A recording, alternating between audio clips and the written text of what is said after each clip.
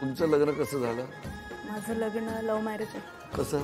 Makeup करता करता? नाही मग कसं सुरुवात कशी झाली?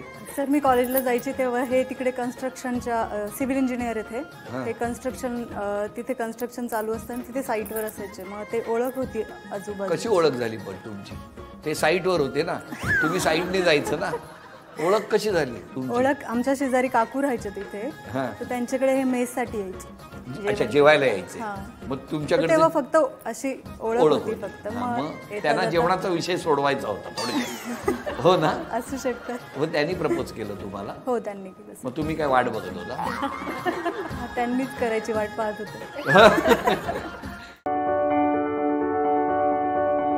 तुमच्या बाबतीत मिस्टरांचा स्वभाव शांत आहे, तुम्ही शांत नाही. मी शांत नाहीये, मला बडबड करायला लागतं. मला बडबड करायला आवडते. हो, घरात सगळे शांत आहेत. मी बडबडी आहे पण शांत. आपण मीच बडबडी आहे. ओके. आपल्याकडे बडबडी ते तर सांगितलं. आमच्याकडे दोन्ही पण आहे. काय म्हणजे? हे दोघे बडबड करतात. काय भेंड्या खेळत असतात? तसं पण सांगतात. ते शांत आहेत सर. का शांत झाले? ते आधीपासून शांत आहेत. कधीपासून? मी भेटल्याच्या आधीपासूनच असतील. आणि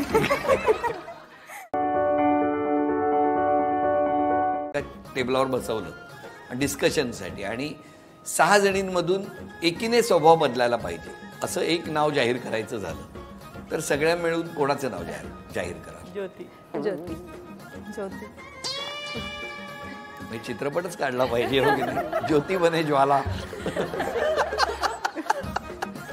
काय हो, का असं सगळे म्हणतायत? एवढं काय आहे? थोडं डिपार्टमेंटचं थोडं प्रेशर. पण डिपार्टमेंट हे डिपार्टमेंट मध्ये असायला पाहिजे. होतच. कळलं आम्हाला मिस्टर का शांत असतात. एकदम लक्ष्मीनारायण सारखा जोडा दिसतोय. साखरपुडा झाला का काय? माझा नाही, तेजूचा साखरपुडा आहे. तुझा हात जाऊन बस जा. तिचा बी होऊ दे. आता तुमच्या बी दोघांचं लग्न करून टाका. सुंदर आहे, तुला शोभणारी.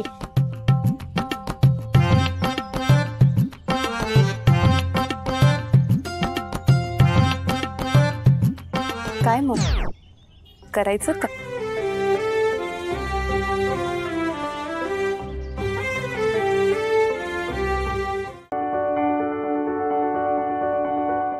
लीला, आता तुला मी दाखवीन तेच सत्य बघावं लागणार आहे.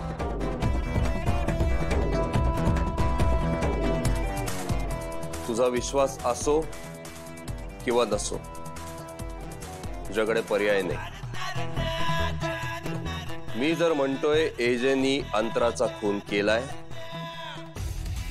तर केलाय.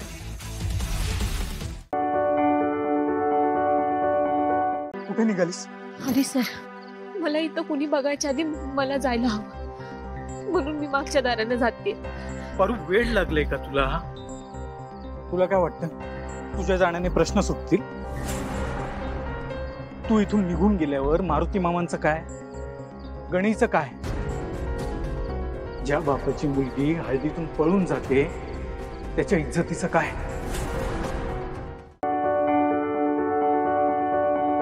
मी तुमच्याशी लगीन नाही करू शकत. घरात मी कुणाला काय बी नाही सांगू शकत.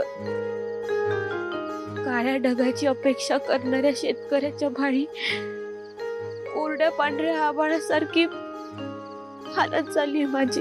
पारू, तू इथून गेल्यावर खुश राहशील? माहित नाही. मला माहिती आहे नाही राहणार तू खुश. मग का सगळ्यांना दुखी करून जायचंय तुला? लग्नाच्या शूटच्या दिवशी ऐन वेळेस मी तिथे नसणार. माझ्या जागी आदित्य सरांनी बसणार. आदित्य सरांना तू नवरा मानना. तुझ्या गळ्यात आदित्य सरांच्या नावाचं मंगळसूत्र तू बांधणं. काय आहे पारू? हे कसले संकेत आहेत? तुला कळतंय पारू? अगं, आपलं लग्न व्हावं हे देवाच्याही मनात नाहीये. पारू, तू आणि आदित्य सर नवरा बायको आहात, हेच सत्य आहे. म्हणून तुझं इथे थांबणं जास्त गरजेचं आहे.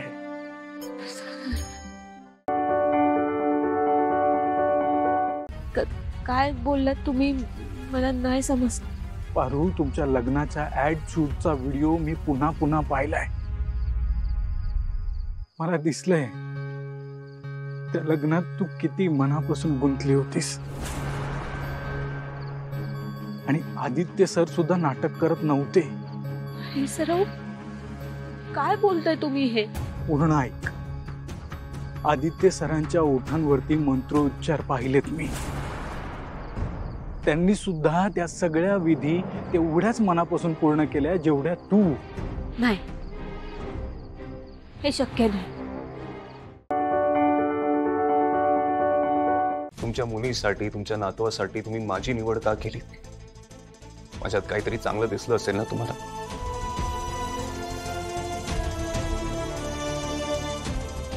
तुमच्या मुलीची, तुमच्या नातवाची मी काळजी घेऊ शकतो असा थोडा तरी विश्वास वाटला असेल तुम्हाला. हो, असं काय करताय? आमचा तुमच्यावर पूर्ण विश्वास आहे. बस झालं तर मग मी हे गिफ्ट एक्सेप्ट नाही करणार.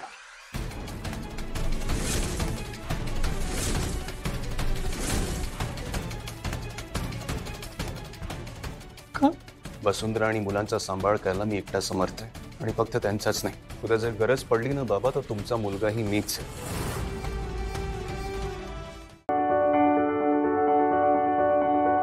मला माहिती आहे हा खूप मोठा आघात आहे, पण तुला स्वतःला सावरावं लागेल. काहीही झालं तरी आपण सत्य बदलू शकत नाही ना. सत्य हेच आहे की तुझ्या पोटात विरोचकाचं बाळ आहे.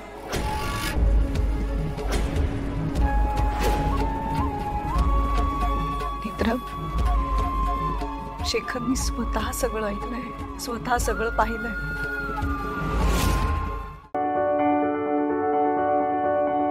नेत्राच्या गर्भात आता विरोचकाचा अंश वाढतोय. त्याचा परिणाम तर होणार नाही ना तिच्यावर? म्हणजे काल रात्री मला एक विचित्र गोष्ट जाणवली. म्हणजे नेहमीसारखंच अचानक नेत्राच्या पोटात दुखलं, पण तिच्या पोटावर काळा धूर दिसला मला.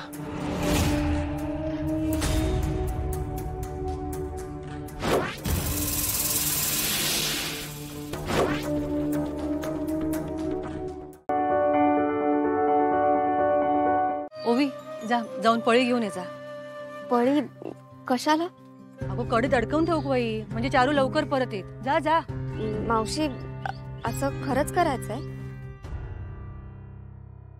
ओवी, ह्या बघ, या सगळ्या आमच्या गावच्या लोकांची अंधश्रद्धा म्हणून तर, पण या सगळ्या गोष्टींनी मनाला धीर मिळतो, संकटांना सामोरं जाण्याचं बळ मिळतं.